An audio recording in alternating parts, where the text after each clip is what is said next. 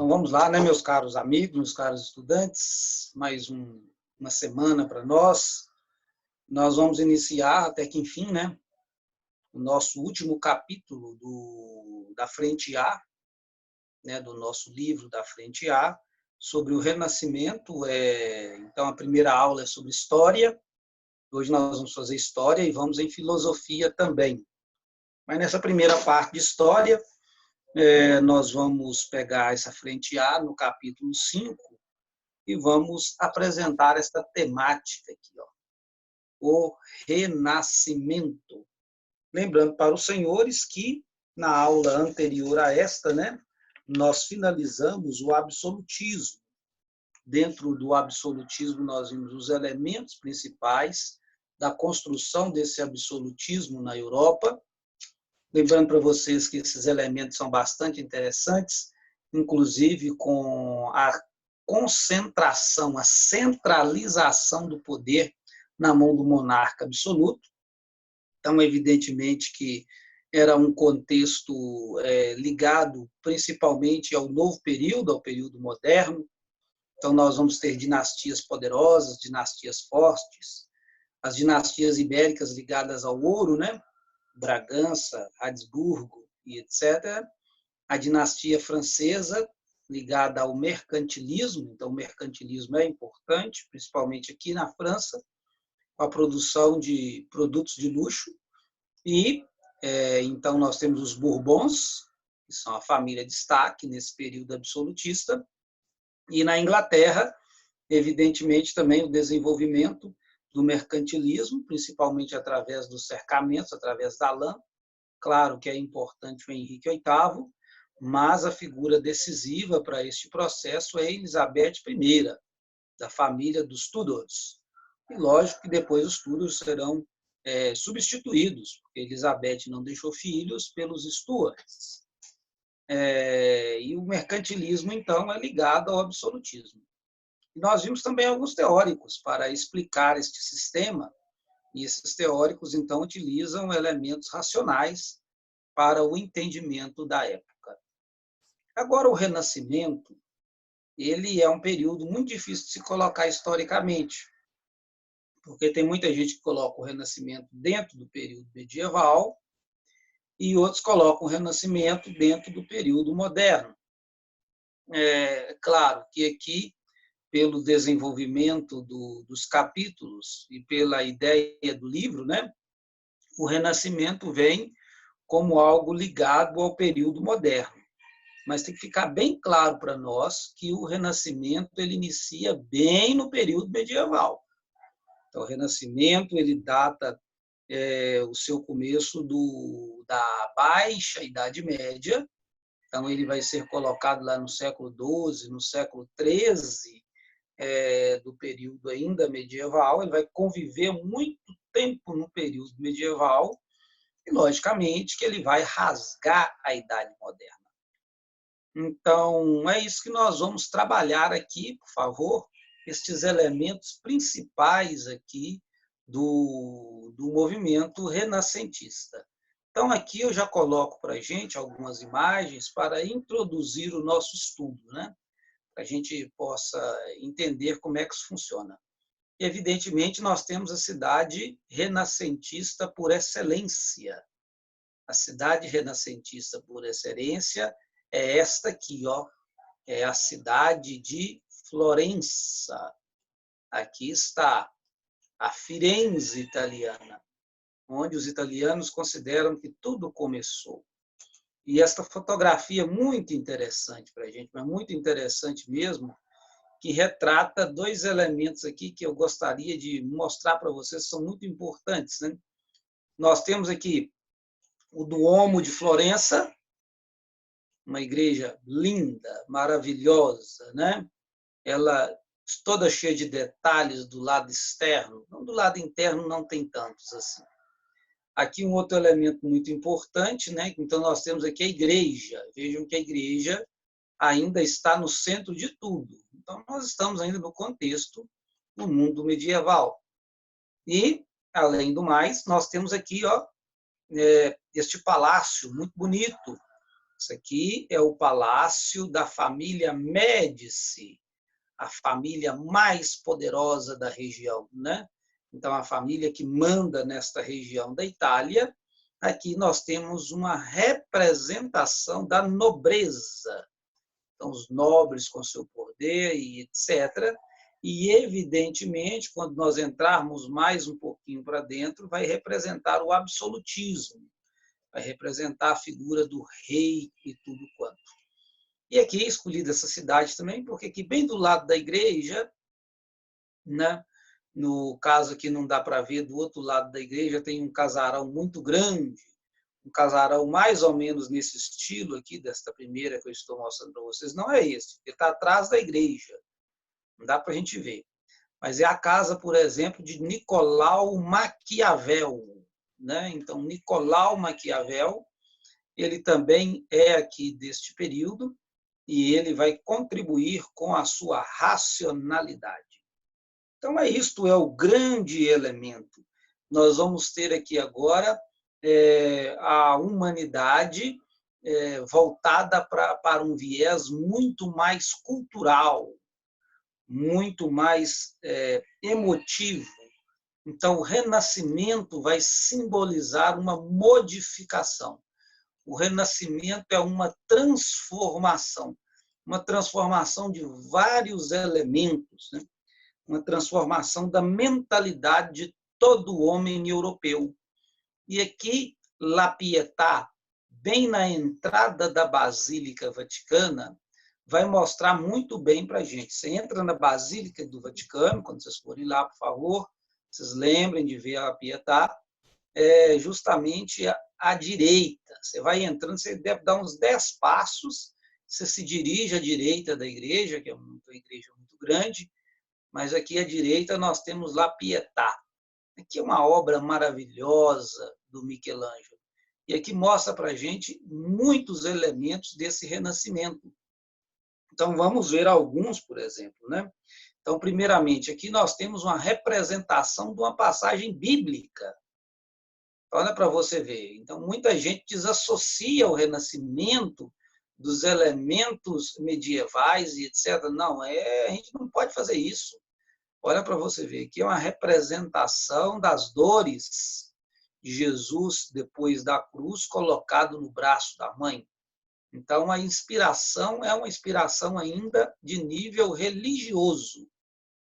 Só depois, num determinado momento, que o Renascimento vai se libertar da tutela da religião, mas aí nós já estamos nos elementos mais do iluminismo e tudo quanto. Um outro elemento importante aqui, um outro elemento muito marcante, além da religiosidade, é justamente o elemento aqui da apresentação do corpo, né? Então, não era um elemento muito medieval. Então, o corpo aqui até desnudado, com as suas formas humanas, e é tão impressionante esta imagem da Pietà que a gente vê os panos, né, muito bem construídos. A mão de Maria, ela se encaixa dentro da carne de Jesus, e tudo isso feito em mármore, né? Então, é uma coisa assim, impressionante, uma capacidade criativa impressionante. Então, aqui nos remete também a questão do corpo da antiguidade grega clássica. Então, o Renascimento ele tem vários aspectos. Se tem aqui Maquiavel, que é um aspecto literário, nós estamos citando aqui um aspecto da arte, La Pietà. A gente tem, por exemplo, aqui esta obra maravilhosa, essa obra-prima, que é a Catedral de Milão. A Catedral de Milão. Aqui, por exemplo, esteve, né, o Santo Agostinho, por exemplo, estudou aqui em Milão, e ele foi aluno de um dos grandes bispos aqui dessa catedral, chamado Ambrósio. Então, uma catedral linda e maravilhosa. Olha esta construção, olha a mistura de vários elementos, né? Elementos arquitetônicos, elementos estéticos, né? Com várias funcionalidades, né? Então, a igreja, no estilo gótico, E gótico significa justamente grotesco. Gótico significa algo que era bárbaro. Então, era um modo de dizer que, que a igreja tinha produzido somente coisas ruins e etc. Mas será que isso aqui é uma produção ruim? Olha que maravilhoso, né? Que construção linda e fantástica e tudo quanto. É uma potência a capacidade humana. Só para vocês terem uma noção do tamanho da porta de entrada, né? Pega lá a pessoa que está lá entrando agora, olha, para você ver. Então, olha o tamanho dessa porta. Então, olha o tamanho dessa abertura, a capacidade criativa. Olha todas essas pontas aqui. Quando a gente chega na igreja, a gente vê as calhas todas trabalhadas e etc. É uma coisa realmente fantástica e fabulosa. Então, é uma capacidade humana que nós vamos ter aqui no período renascentista.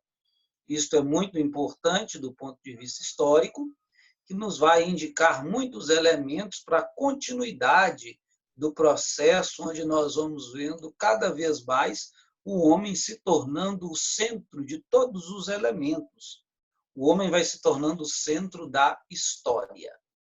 Então, vamos lá para algumas informações básicas, fundamentais e estruturantes aqui sobre este período, que é o período do Renascimento.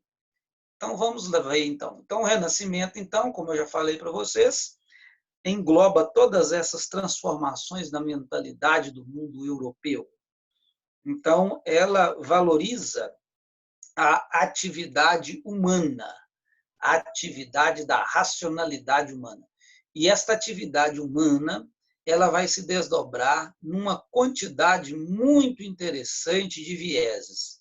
Ela vai se deslocar em muitos âmbitos. Nós temos, por exemplo, o Renascimento como um âmbito cultural, da cultura, da manifestação do gênio, da inventividade humana e etc. Então, se nós estamos falando da inventividade, então o Renascimento também é ruptura, já vai trazer muitos elementos aqui a nível cultural para a formação, portanto, do homem. Ele é um movimento também econômico, já que ele vai ser muito ligado à questão da rentabilidade. Esta rentabilidade, este dinheiro, pode ser vindo da própria igreja ou mesmo vindo dos burgueses e tudo quanto, né? Então, um movimento também ligado à economia, porque uma construção desse estilo aqui, veja essa construção francesa, né? O castelo de Chambord, na França, construção linda e maravilhosa, né? Aqui em Diamantina, por exemplo, nós temos uma construção antiga, que é o Seminário de Diamantina. Ele, de certo modo, ele vai seguir esse padrão aqui de construção. Então, exige um viés econômico muito grande. Só não vai ter essas torres aqui, ó. Mas o padrão, este padrão aqui vai ser o mesmo e etc. Portugal também vai ter um pouco desse padrão e tudo quanto.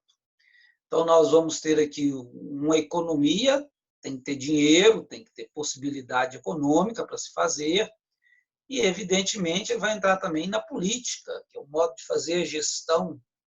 E a política, então, também vai ser pautada no ser humano e vai ser pautada também na ideia de ruptura, né, com a igreja e tudo quanto. E este renascimento, então, esse movimento que tem essas várias dimensões, estes vários paradigmas de formatação, ele é um movimento que, basicamente, né, ele estabelece-se na Itália, ele vai ganhar suas bases de formatação no território italiano, né, então ele vai ser um movimento lá da Itália, ele vai iniciar um pouco antes, mas ele vai ganhar força mesmo no século XIV, né, então, no século XIV nós já vamos ter as grandes manifestações renascentistas, mas a consolidação dele mesmo é no século XV, né? No século XV, tudo quanto já na passagem do período medieval para o período moderno. E ele é colocado até o século XVII. Então, ele é um movimento muito longo, muito vasto, muito amplo, que vai abraçar aí pelo menos uns 300 a 400 anos da história humana, e ele, paulatinamente, da Itália, vai abraçando vários outros países europeus, né? Ele vai chegar na França, ele vai passar para os Países Baixos, ele vai chegar um pouco menos em Portugal e Espanha, mas ele vai chegar forte na Inglaterra e tudo quanto. Então, é um movimento que se consolida no território europeu, evidentemente, é um pensamento do homem europeu. Então, nós vamos ter, então, o Renascimento, então, essa primeira noção, essa mudança de mentalidade, uma transformação da mentalidade. Mas, logicamente, que eu falei do outro elemento, o outro elemento, além da mudança, é a ruptura, é a desconexão, é a separação. Aqui o elemento da ruptura, ele é um elemento muito interessante, ele é muito difundido, talvez seja a ideia, uma das ideias mais difundidas seja essa, e a ideia de ruptura quer apresentar que o Renascimento ele ocorre justamente numa época em que o homem deseja quebrar a ignorância, vencer a escuridão com a luz. Então, é uma perspectiva bastante difundida, esta aqui agora. Então, o vencimento da ignorância.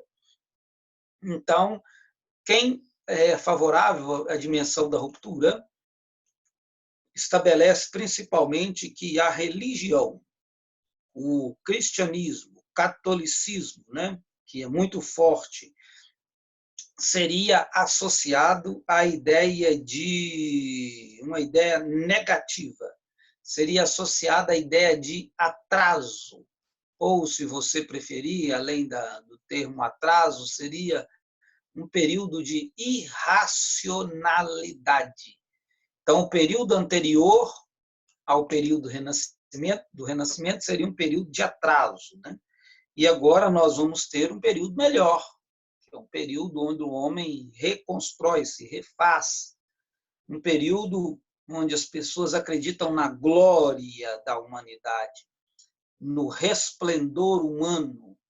Seria a humanidade cândida, no sentido do iluminismo mesmo, do pensamento, né? Das ideias, do estabelecimento das luzes para a guia do ser humano. Então, seria a criação de uma imagem positiva do ser humano no período agora moderno e, ao mesmo tempo, seria o estabelecimento de uma imagem negativa neste período que nós estamos nele aqui agora. Então, nós teríamos uma ruptura e esta ruptura seria uma ruptura realmente radical. Além da ruptura, nós temos aqui, então, a criação de valores. Então, a mudança da mentalidade, a ruptura e a criação de valores. Estes valores novos e importantes para a humanidade seriam valores advindos da antiguidade clássica. Então, um retorno à Grécia clássica, e este retorno à Grécia clássica traria, então, transformações, modificações em todas as estruturas sociais. Então, seria a ideia da reformulação total. Né? Esses novos valores construiriam novos elementos que são importantes e são radicais. Agora, observem, né, que muitas das coisas que nós falamos apresentam uma visão negativista do período medieval e uma visão positiva do período do Renascimento. Agora, a gente tem que ser muito honesto do ponto de vista histórico. Hoje, os historiadores modernos, hoje nós, homens modernos, né, e etc., moderno, pós-moderno, digamos assim. Então, no nosso período odierno aqui agora, é muito inocente a gente fazer uma leitura destas. Muito inocente. É uma leitura romantizada, uma leitura mítica do período do Renascimento. Na verdade, o período do Renascimento ele é coligado, sim, ao período medieval. Ele não é tanta ruptura, né? Ele vive do período medieval. Ele se abastece do período medieval. Ele vive às margens do período medieval. Né? Observem, por exemplo, que se fosse assim, este elemento da ruptura tão importante, os artistas medievais não estariam trabalhando para a igreja. Tanto é que todas as obras do Renascimento, as grandes obras, os grandes personagens, as grandes arquiteturas, as grandes expressões plásticas e etc., pinacotécticas e etc., não estariam de posse da religião. Então, existe uma conexão muito grande entre o Renascimento e a religião, e nós também não podemos desassociar a Itália do resto do mundo. Muita gente fala um movimento italiano, etc. Não. Nós vamos ter um movimento artístico, por exemplo, muito forte nos Países Baixos, de música, de representações. Talvez não temos um movimento tão arquitetônico, mas nós temos um movimento muito sonoro, digamos assim. Então, evidentemente que a gente não pode ignorar de modo nenhum que o Renascimento foi moldado no período medieval, que ele bebe do período medieval e ele tem que se estabelecer também nos critérios deste período medieval. Então, está aí, né, o primeiro elemento para a gente falar, para a gente observar e para a gente ver. O Renascimento, portanto, né, ele tem a sua origem lá no território itálico, nós já falamos isso, e ele se deve também a um desenvolvimento urbano. Cidades como esta aqui, ó, que eu estou mostrando para os senhores aqui agora, a cidade de Veneza, né? Linda, por sinal, né? Estão os canais de Veneza, aqui está, por exemplo, o Duomo de São Marcos, a catedral maravilhosa de São Marcos, né? Muito bonita, por sinal. Então, cidades que se desenvolveram muito e com muito recurso financeiro, como Veneza, aqui está, Gênova, né? Que era uma cidade portuária para o lado da França, perto da região francesa e etc., principalmente como uma rota comercial para a região de Champagne e tudo quanto, né? Muito importante também, com muito recurso financeiro. É a própria cidade que nós mostramos no início do primeiro slide, a cidade de Florença, né? Que vai ser, portanto, uma das primeiras a estabelecer elementos estéticos e arquitetônicos. E, logicamente, né? Roma, aqui, ó, Roma é uma das cidades que mais tem obras, portanto, do período renascentista. E aqui eu apresento uma para vocês, a famosérrima Fontana di Trevi, né? Fontana di Trevi, muito interessante, etc. Aqui está, portanto, essa fontana, essa fonte muito de inspiração para vários artistas, para as várias dimensões, muito bem feita, com estátuas impressionantes e etc. Né? Aqui, principalmente, simbolizado os deuses ligados ao mundo grego e ao mundo romano, no panteão celestial destas possibilidades religiosas. Então, nós vamos ter, então, cidades que vão estar ligadas ao desenvolvimento comercial, ou seja, para que o renascimento ocorra é preciso um financiamento, e esse financiamento depende justamente desta rentabilidade que estas cidades produzem, né? Nós vamos, então, se nós temos financiamento, nós vamos ter uma burguesia, e essa burguesia pode se dar ao luxo de investir em artistas, como a igreja fez e como a igreja faz.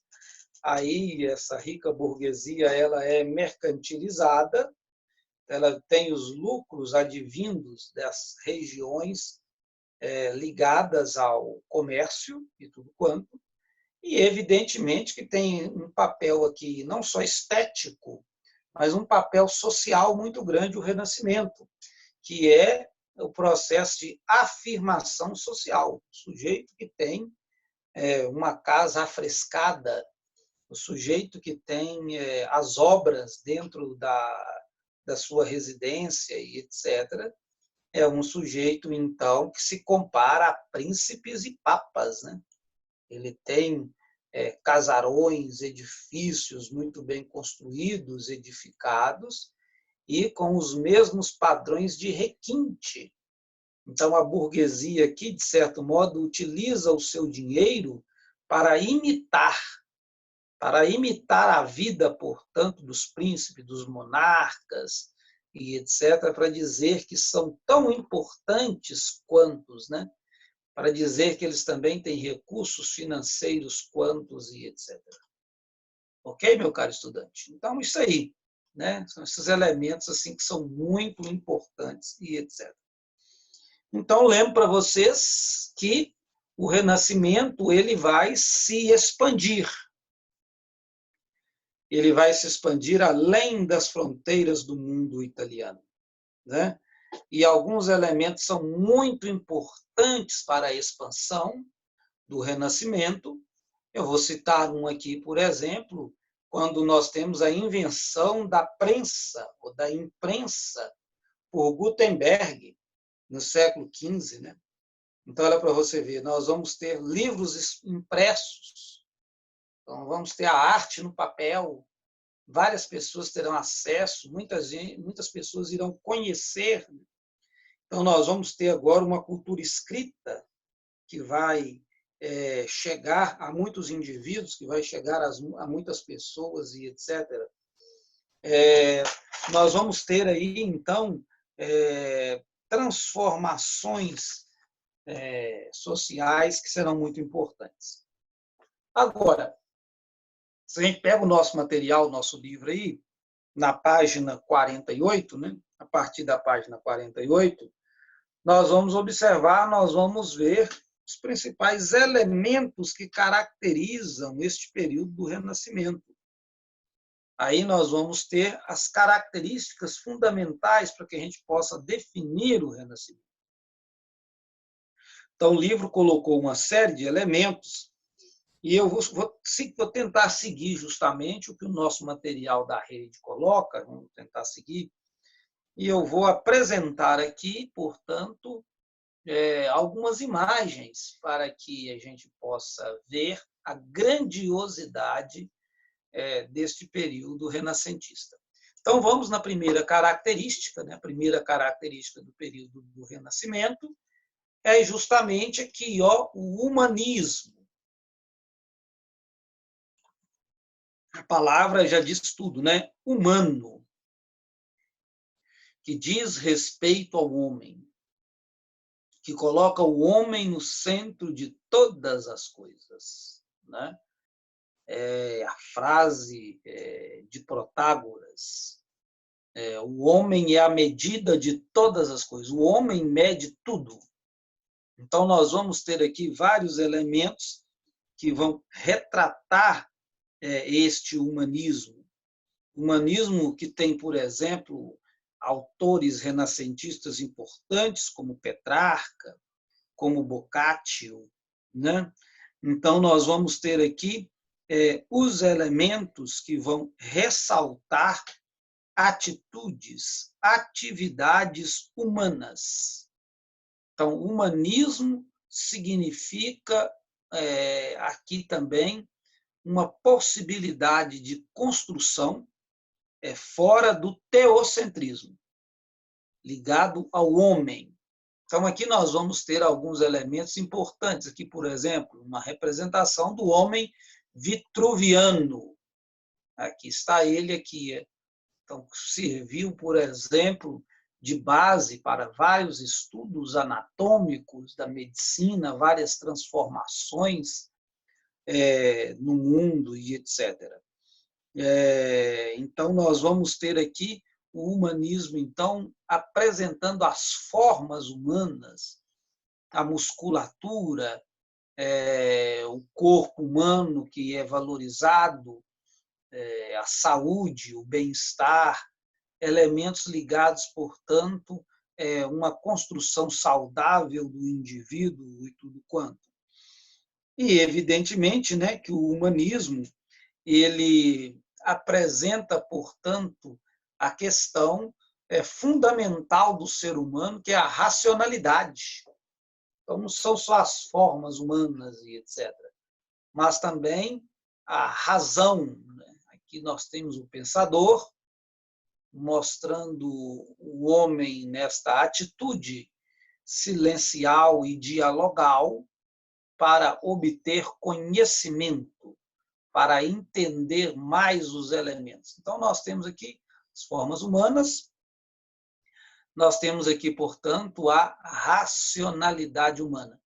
E, além disso, né, um outro viés, um outro elemento muito importante, uma outra parte muito importante, é o aprofundamento de temas religiosos. O humanismo não se exime disso. Então, ele, talvez a grande parte da expressão renascentista ligada ao humanismo é ligado, portanto, à religião, às telas, os afrescos da religião. Aqui nós temos, por exemplo, Jesus tendo o seu corpo, né, preparado para o sepultamento. Rafael Sanzio retrata muito bem essa situação, com elementos humanos muito visíveis, muito plausíveis. Então, o humano também serve para levar o indivíduo, as pessoas, ao divino, a divinização do humano. Né? Então, é um elemento aqui fundamental e muito importante. Então, esta é a primeira parte aqui, a primeira característica de várias que nós vamos ver. Essa primeira característica, o humanismo. Característica número 2. Né? Então, o humanismo seria as características fundamentais do homem. Um outro elemento é a valorização antropocêntrica. Pode parecer também uma espécie de humanismo, mas aqui o antropocentrismo quer mostrar justamente a oposição ao teocentrismo. Então, aqui está um afresco aqui muito pitoresco, aqui está mostrando aqui o homem no centro de todas as coisas, e este homem que está no centro de todas as coisas, ele pode escolher não ter religião. Uma das manifestações do Renascimento é uma manifestação ligada ao humano, que nos leva até ao divino. Agora, o antropocentrismo é o exagero na figura do homem. Aqui já não tem divinização mais. Aqui, por exemplo, nós temos uma cena ligada a um certo epicurismo, ou, como é uma cena romana, talvez muito mais a um hedonismo. Então, há uma busca pelo prazer, uma busca pela satisfação. Né? Esse sujeito aqui está sendo servido por senhoritas desnudadas, então, as formas do corpo, o ser sendo colocado no centro de todas as coisas, ser humano sendo colocado como o primor de tudo, e este ser humano ao centro, ele é servido, ele é massageado, ele tem o seu ego colmado e etc. Então, nós vamos ver que o homem se coloca no centro de todas as atenções. O homem é um sujeito fundamental. Ele é tão fundamental que ele serve até de estruturação universal. Aqui está o homem sendo apresentado como o centro de tudo. Observem aqui, por exemplo, uma representação do universo de modo cíclico. O Sol aqui está, né, representando, portanto, a nossa galáxia, aqui está a Terra também, né? E o homem se coloca no centro de todas as coisas. Então, o homem é o centro cósmico. O homem é o centro universal. Então, agora não é mais Deus, agora é o homem. E eu apresento aqui também para vocês uma obra muito interessante, que é uma apresentação, por exemplo, da Torre de Babel, né? A Torre de Babel foi construída justamente para que o homem pudesse chegar às alturas e para que o homem pudesse tomar o lugar de Deus. Então, que coisa melhor do que a gente representar, portanto, este antropocentrismo com esta figura tomada lá da Bíblia, mas que apresenta a engenhosidade humana, a capacidade humana de se colocar realmente de modo central, de modo pessoal, particular, único e fundamental e estruturante para todas as coisas. Então, a característica antropocêntrica. Próximo elemento: valorização da racionalidade humana. A razão humana vem em primeiro lugar. Então, essa valorização da racionalidade humana é coligada, portanto, com aquele antropocentrismo, né? Não é ligado, não vê que os elementos são um coligado ao outro. Não? Humanismo, antropocentrismo, racionalismo, a racionalidade humana. Eu gostaria de apresentar justamente através desse rapaz aqui, ó, deste grande pintor e etc. do período renascentista, que é o Rafael Sanzio. E ele nos apresenta esta obra portentosa e maravilhosa. Eila aqui, a Escola de Atenas. Aqui ele coloca todos os filósofos do mundo antigo, né? Todos os filósofos. Então, nós vamos ter aqui no centro de tudo, claro, o Platão e o Aristóteles. Nós vamos ter aqui todo despojado, jogado pelo chão, o Diógenes, né? Do cinismo, olha ele aqui, ó, etc. Então, nós vamos ter aqui todos os filósofos aqui em volta, ou no mesmo local, à procura da racionalidade, do entendimento. Então, é o uso da razão como marca que define o ser humano. A razão, justamente, é um novo processo de análise de todo mundo. E é uma análise que independe dos dogmas. Então, uma ruptura com o dogmatismo. Lembro para vocês, o dogma é uma verdade pronta, acabada. A única coisa que você tem que fazer com o dogma é pegar e colocar dentro da cabeça. Você não tem que fazer mais nada, você só abre a cabeça e permite que aquela ideia entre, pois que ela entra, você tranca ela dentro do seu cérebro. Aqui agora seria uma construção racional, né? Uma construção no sentido de que o conhecimento deve ser alcançado pelo indivíduo de modo paulatino, de modo sistemático, de modo acadêmico, de modo científico. Claro que é a característica que vai fazer com que o mundo possa entrar em conflito, por exemplo, com o clero, né? Entrar em conflito com as expressões religiosas e tudo quanto. Então, está aqui, né, o senhor Rafael Sanzio, uma característica. Vamos ver mais algumas características aqui, né? Por exemplo, uma postura muito crítica, no sentido, postura crítica, desconfiança com relação à tradição, uma postura crítica com relação a verdades já impostas, verdades dogmáticas, né? Crítica ao clero, crítica a todos os valores que sejam medievais e etc. Mas, principalmente, uma crítica à igreja. que é a instituição mais poderosa que tem e tudo quanto. Então, vamos dar alguns exemplos aqui. Ó. Este quadro aqui, muito interessante, fazendo uma leitura do período da Baixa Idade Média. Então, o período da Baixa Idade Média seria um período de destruição da natureza, um período de guerras, de conflitos entre exércitos, guerras até mesmo religiosas. Nós temos aqui também fome, peste e etc., as características que o homem não deseja. O homem deseja agora é vida, é racionalidade, é urbanidade, é prazer, né?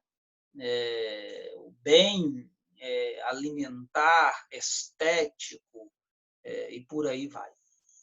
E um outro exemplo muito interessante, de uma postura extremamente crítica, que nós temos, por exemplo, a apresentação aqui da Joana d'Arc, que foi vitimizada pelos ingleses depois de vários conflitos, e ela como sendo uma heroína que defendeu a França. Mas ela vai ser capturada e morta pelos ingleses. E, engraçado, ela vai ser inquisitada. Então, o Tribunal da Inquisição, um viés da igreja, então aqui vai mostrar para a gente como que a igreja tem uma postura também de defesa dos seus ideais, até mesmo com a morte, com a fogueira e tudo quanto, né? A gente pode falar, por exemplo, do Index, né, que vai ser o índice das obras proibidas e tudo quanto. Então, nós vamos ter uma reação a esta postura crítica que nós vamos ter no período.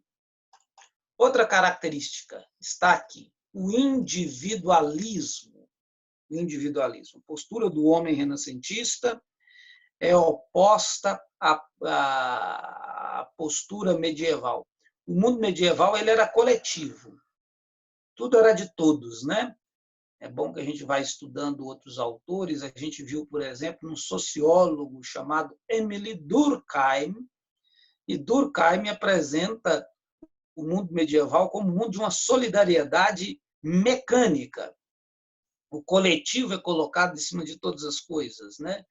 E neste mundo da solidariedade mecânica, a gente deve ajudar uns aos outros. Aqui não. Nós temos no Renascimento uma postura completamente distinta. O homem medieval, o homem renascentista, não é o homem medieval. Então, depois do crescimento da atividade comercial, depois do crescimento das atividades urbanas, o homem renascentista apresenta características egocêntricas, pessoais, individualistas. Posso citar como exemplo para vocês aqui, ó, o Michel de Montaigne. Aqui está o Michel de Montaigne, ele aqui, ó.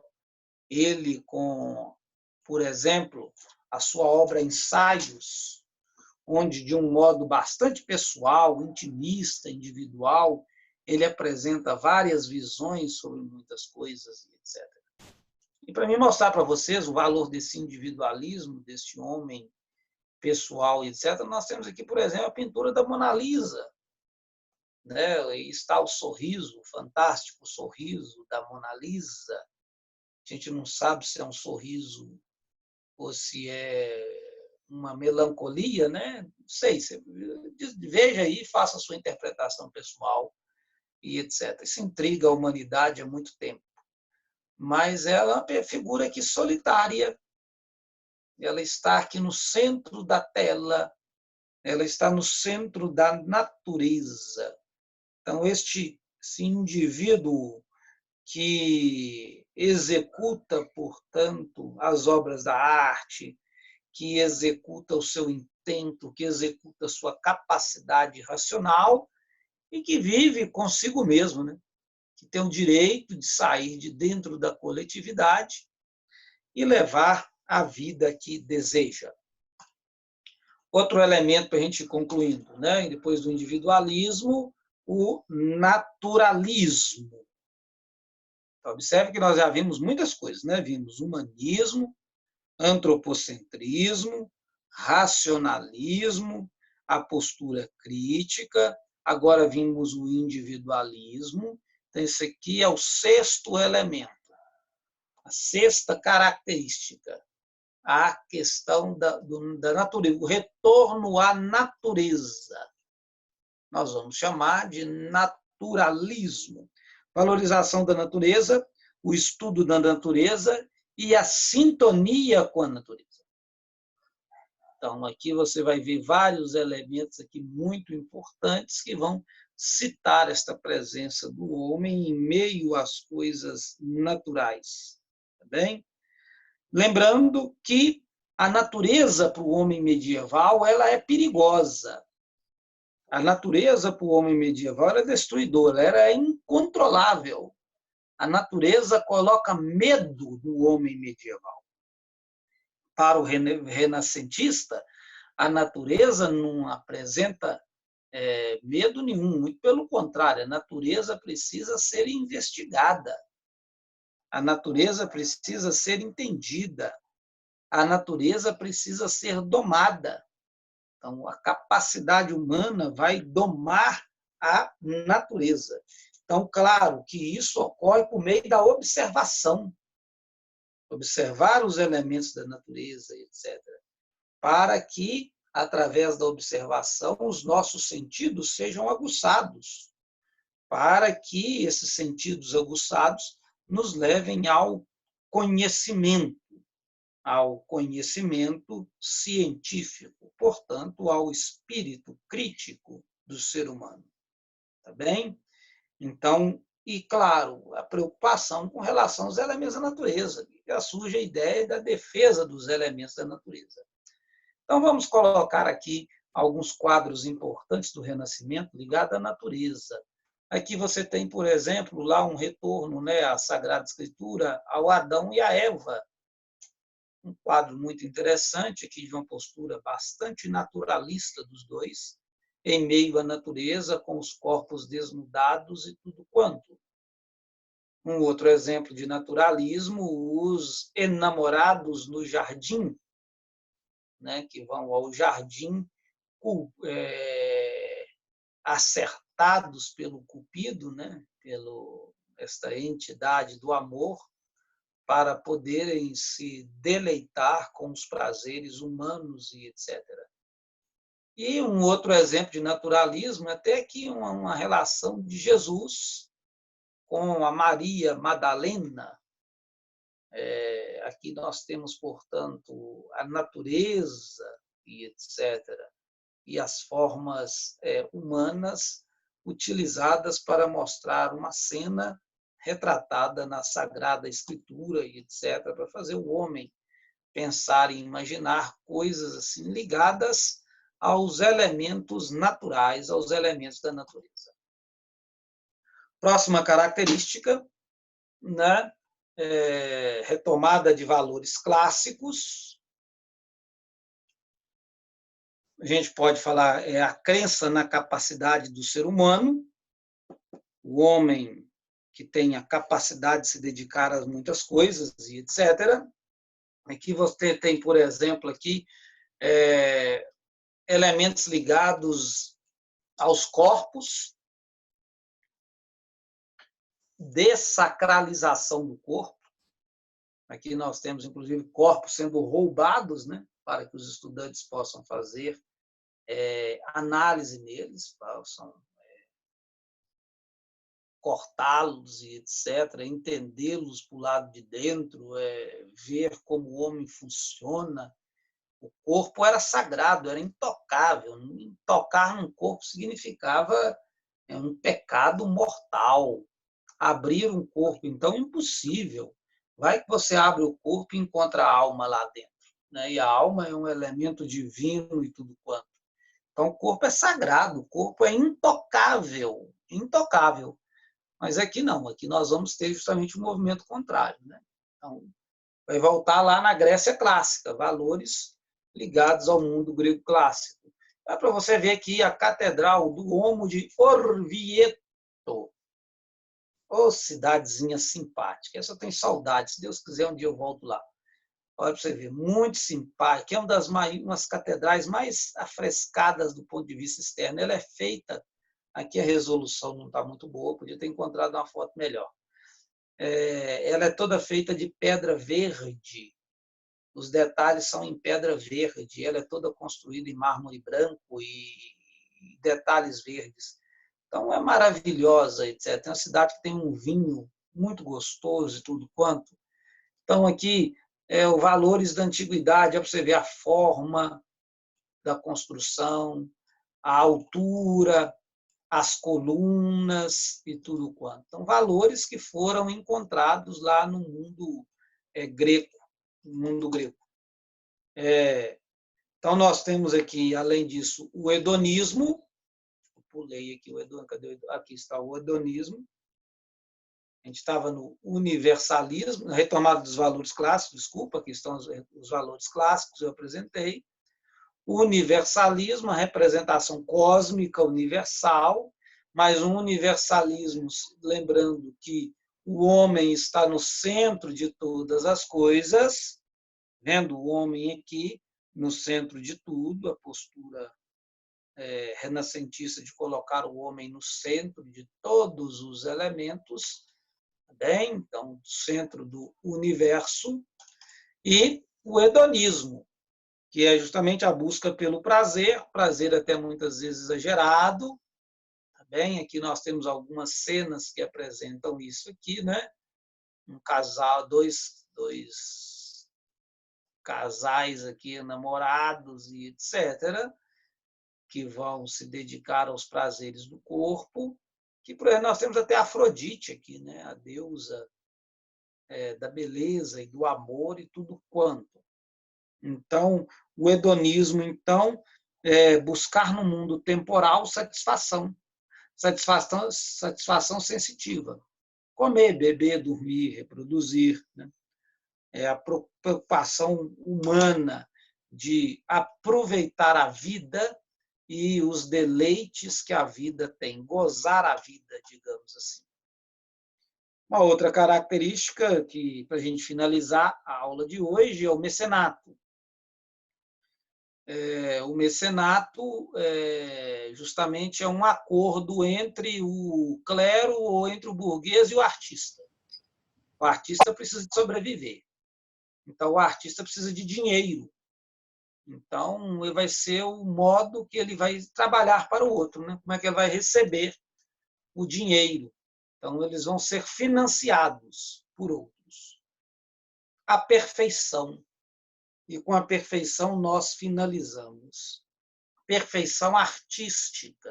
Então, vamos dar alguns exemplos aqui dessa perfeição artística. A Capela Sistina. Olha que coisa linda e maravilhosa, né? Quando vocês forem lá em Roma, no Museu do Vaticano, né, todo mundo corre primeiramente lá na Capela Sistina para ver o museu, para ver essa capela, que é, inclusive, onde é eleito os papas, né? A capela pessoal do Papa, de oração do Papa. Depois que o museu fecha, o Papa vai lá fazer uma oração e tudo quanto. Aqui está, então, toda afrescada, toda pintada por Michelangelo.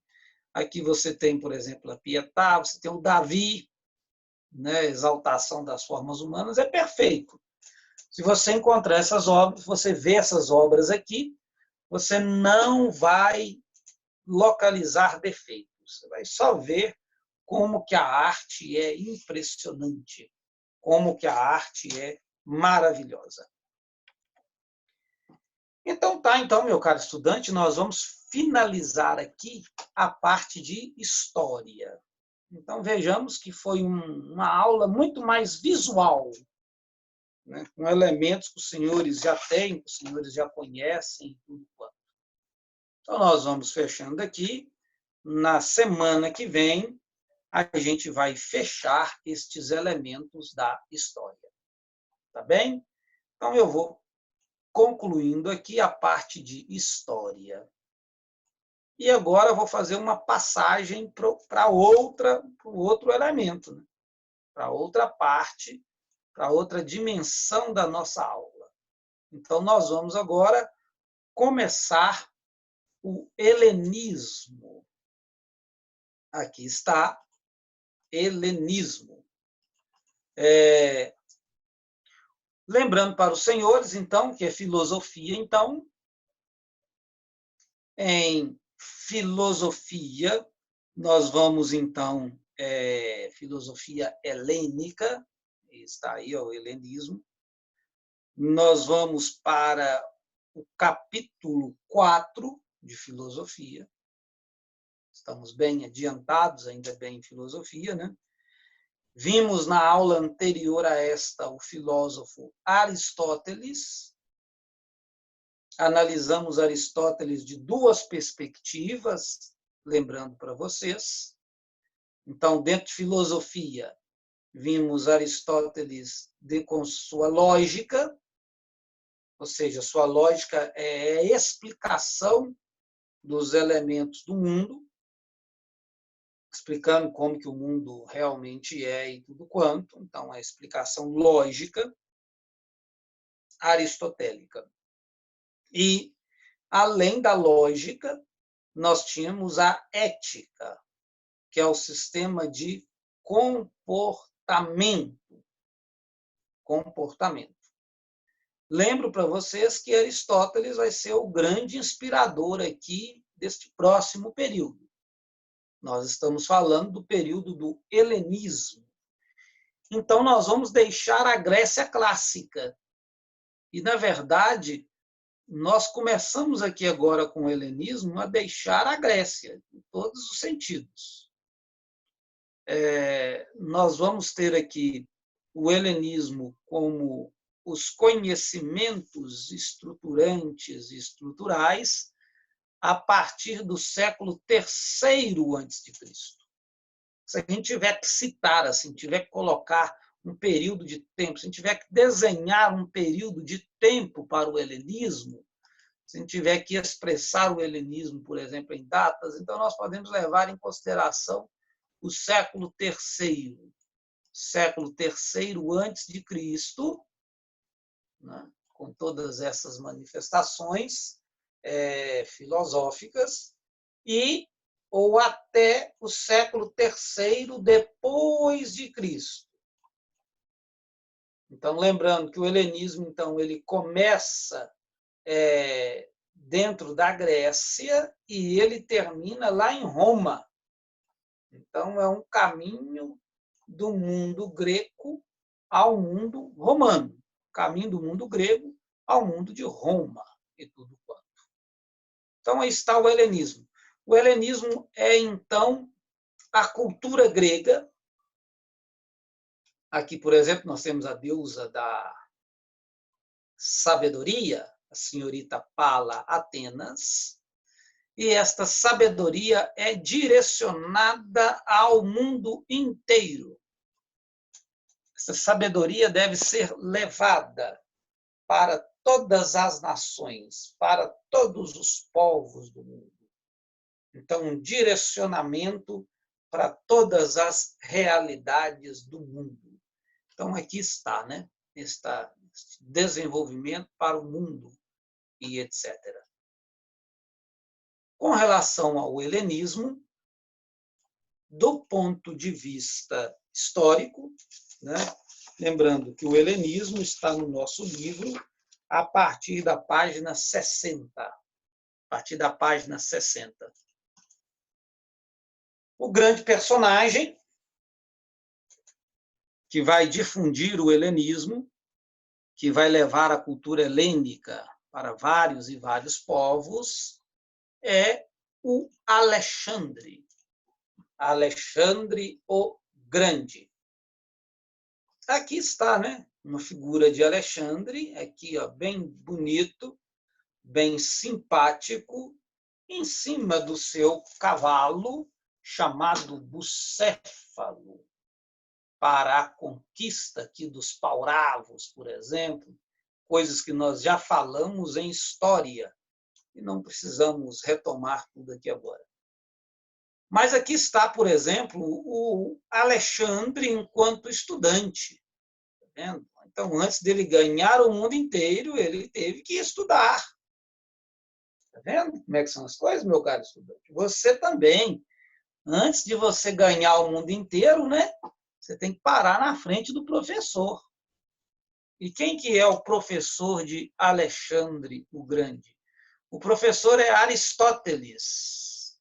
Aqui está Aristóteles, bem ensinando. Então, Aristóteles é o preceptor, é aquele que vai levar a cultura para dentro da cabeça, para dentro da cachola de Alexandre. Alexandre, então, ele é da Macedônia.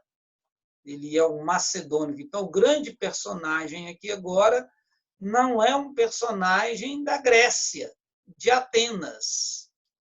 A capital da Macedônia não é Atenas, a capital da Macedônia é Estagira. O movimento vai ser começado até mesmo antes de Alexandre. Ele é iniciado por Felipe II. Felipe, o pai de Alexandre, ele tem uma ideia para a grandiosidade macedônica. Felipe II ele envia jovens para aprender, seja as artes bélicas espartanas, seja as capacidades intelectivas, as filosofias atenienses. E o Aristóteles é uma prova desta capacidade que tem o macedônico de entender as coisas. Depois da morte de Felipe, o seu filho, Alexandre, inicia o processo de domínio do mundo inteiro. Lembrando para vocês que o Alexandre ele inicia todo esse processo no ano de 336, quando ele chega ao trono porque o pai foi morto pelos persas.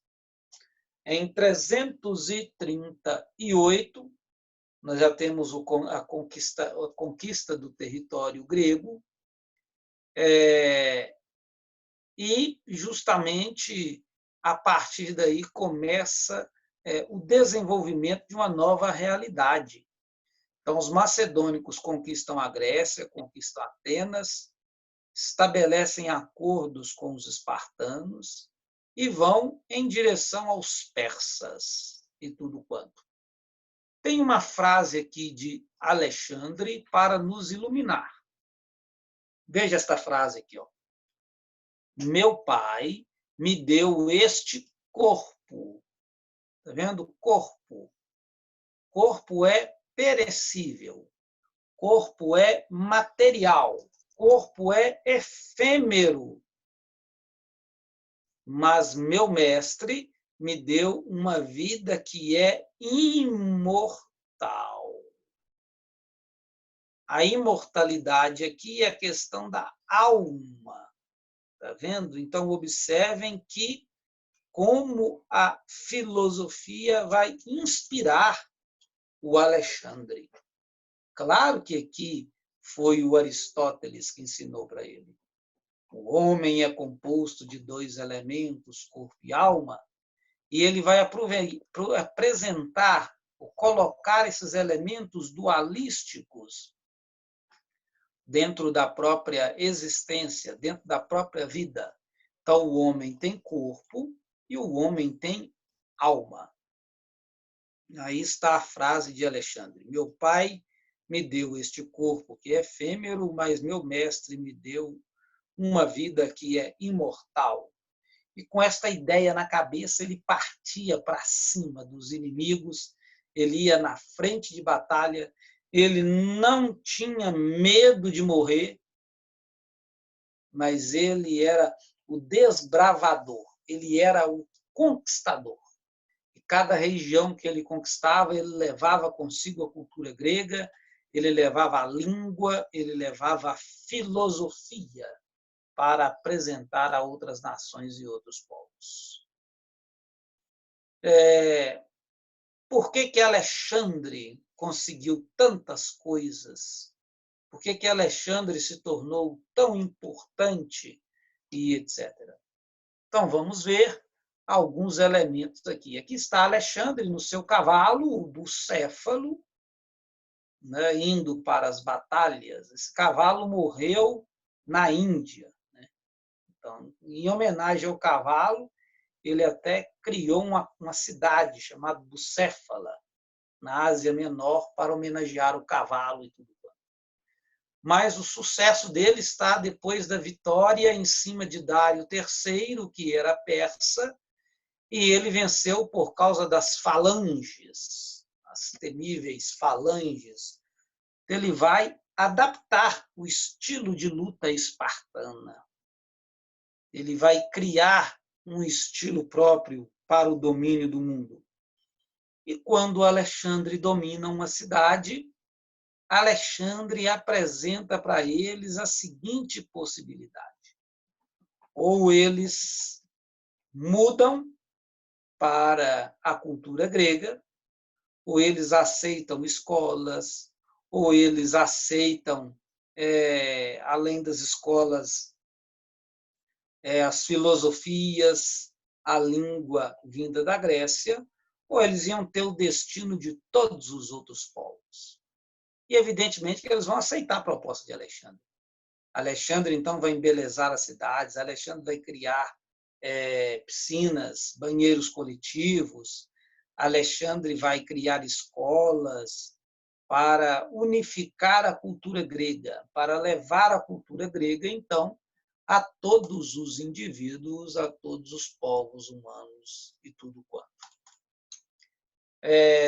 Evidentemente, né, que lá em Alexandre, a gente tem que falar também que o seu poder era tão grande porque ele tinha uma capacidade racional também gigantesca. Para provar isso aqui, olha para você ver alguns números lá da batalha contra os paurávios, né, contra os poros, enquanto que ele perdeu 7.000, na verdade, ele perdeu de soldados aqui, uns 7.000 e etc., o outro lado perdeu um número gigantesco de indivíduos. Então, ele vencia as batalhas com muita facilidade. Na verdade, 7.000 nada, 700. Perdeu 700 soldados, o outro lado lá perdeu 23.000 e por aí vai.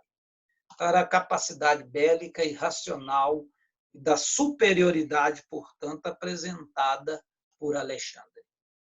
Aqui está o mundo que Alexandre conquistou, e este mundo que Alexandre conquistou, que está aqui no mapa, vai mostrar para a gente vários aspectos que eu quero destacar para vocês. Então, vamos lá. Um aspecto que eu quero destacar para os senhores é que, está vendo? O mundo vai pegar a cultura daqui e transportar para outras realidades, para transportar para outros setores. Aqui vai ter a cidade de Alexandria, vai ser um polo irradiador, não mais Atenas, não é Atenas mais a cidade fundamental para a cultura, agora é a cidade de Alexandria. Esta Alexandria, que tem outras Alexandrias, tem mais 4, na verdade, mas a mais importante é esta aqui, que vai difundir a cultura helênica e tudo quanto. E vai levar a cultura helênica aqui para esta realidade aqui, da região palestínica, de Israel, mas vai levar também para a região mesopotâmica e, evidentemente, para depois do mundo Selêucida, até chegar no mundo indiano e tudo quanto. As conquistas de Alexandre são vastas, e Alexandre, então, leva, portanto, a impronta grega, o pensamento grego, o estabelecimento dos princípios gregos para que o mundo possa vivê-los, para que o mundo possa experienciá-los. Então, está aí, então, esse grande mundo estabelecido por Alexandre e as possibilidades enormes para a cultura grega. cultura grega vai seguir o exército. O exército é só a primeira parte. O exército vem, conquista, destrói, elimina os empecilhos e depois vem os pensadores, depois vem a cultura, vem a arte como reconstrução, como possibilidade de uma realidade nova, então.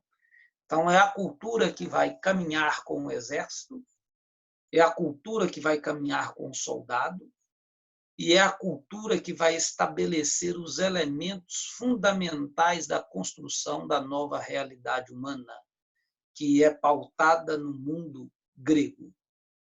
Não importa, o indiano agora vai conhecer Aristóteles, o Seleucida vai ler Platão, né? O egípcio vai conhecer Diógenes, vai conhecer o cinismo, a Capadócia vai ler Pitágoras, vai aprender matemática e por aí vai. Ou seja, a cultura grega será fundamental no estabelecimento de relações e na criação deste mundo que vai sendo unificado pelo pensamento ocidental. É a força da filosofia ocidental conquistando realidades ligadas aí ao mundo inteiro. Então tá aí, né?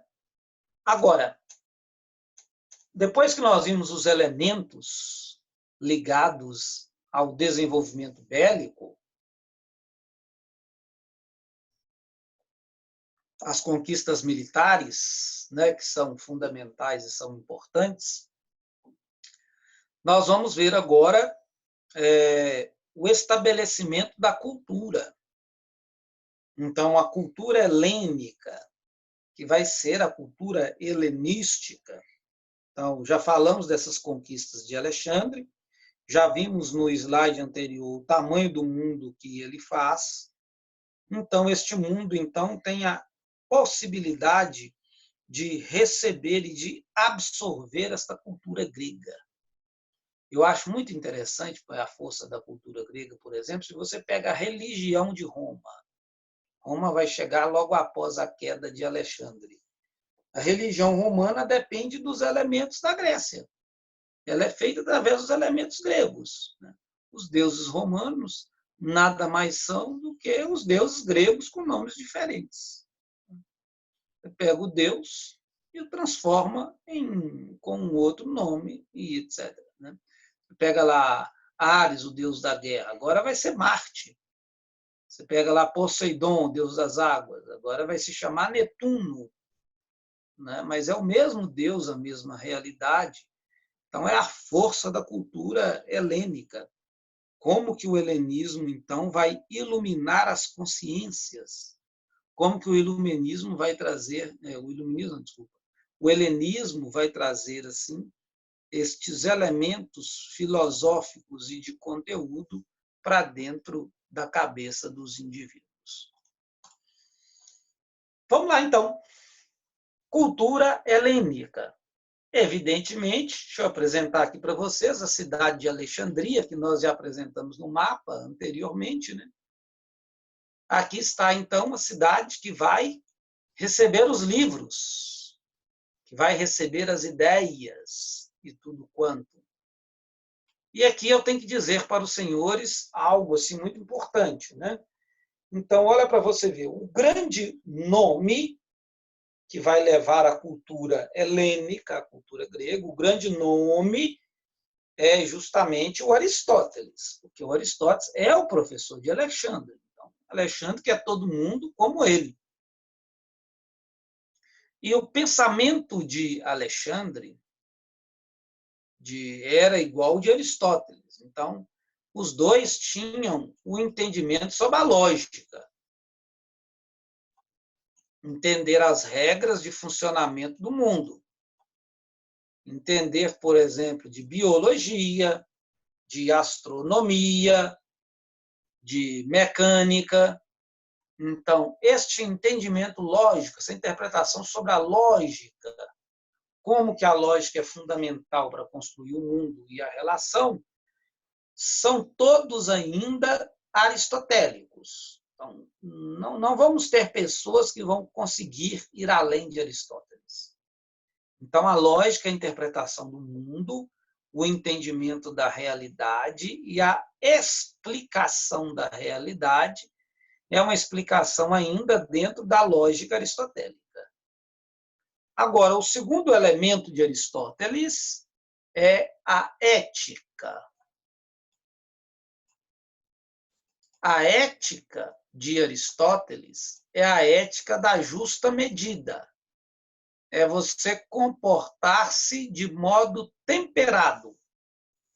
É que o seu comportamento seja igual ao comportamento da balança, né? Você sempre procura o equilíbrio. Você não vai comer demais, que você vai passar mal. Então, você também não pode ficar sem comer, você vai morrer. Então, um equilíbrio entre a necessidade da alimentação e a saúde, né, que deve ser buscada sempre e em primeiro lugar. Então, a ética para Aristóteles é um caminho que vai fazer o homem ser feliz. Então, nós estamos aqui diante da busca da felicidade. É a busca da realização pessoal. Então, este homem que vai ser feliz, este homem que vai ser realizado enquanto indivíduo, este homem que vai conseguir esta felicidade pessoal, ele vai ter vários caminhos, várias possibilidades. Então, o que eu estou querendo dizer para você, para a gente passar para frente? Quero dizer o seguinte: na questão da lógica, não existem várias possibilidades, não. Existe só uma lógica, que é a lógica de Aristóteles e ponto final. Então, é uma lógica só de explicação da realidade. Agora, com relação à ética, nós vamos ter Aristóteles como uma delas. Nós vamos ter várias outras possibilidades de busca da felicidade. Vamos ter vários outros caminhos para o homem ser feliz.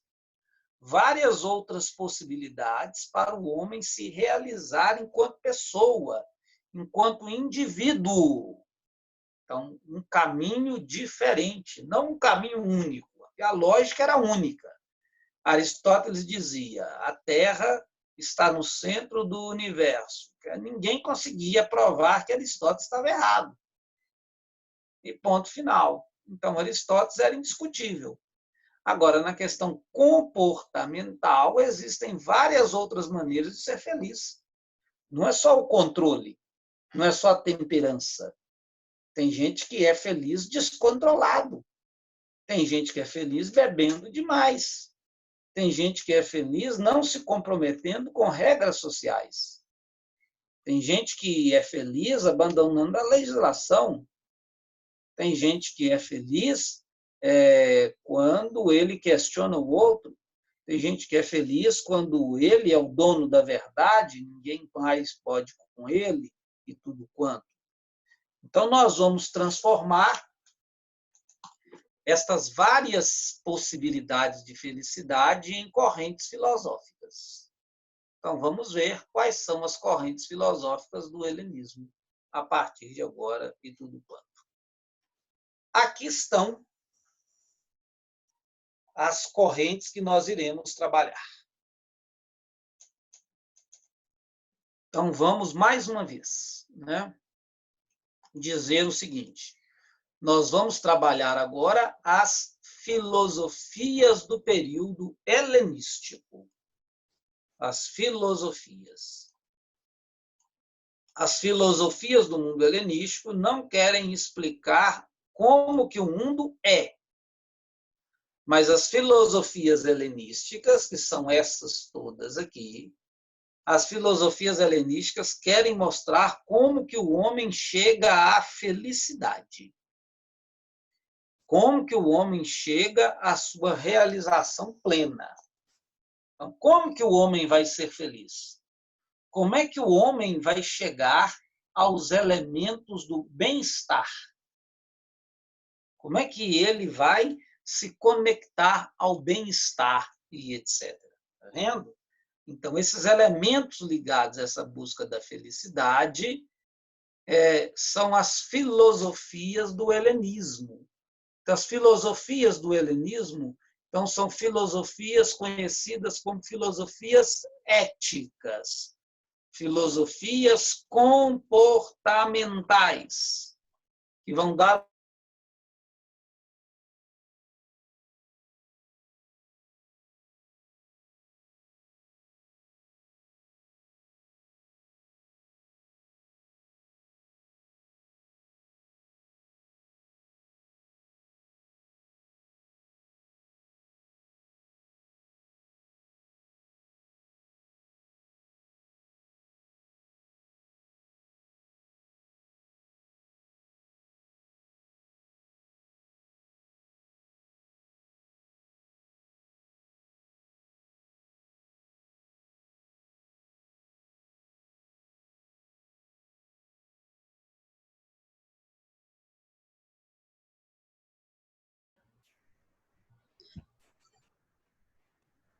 Carol.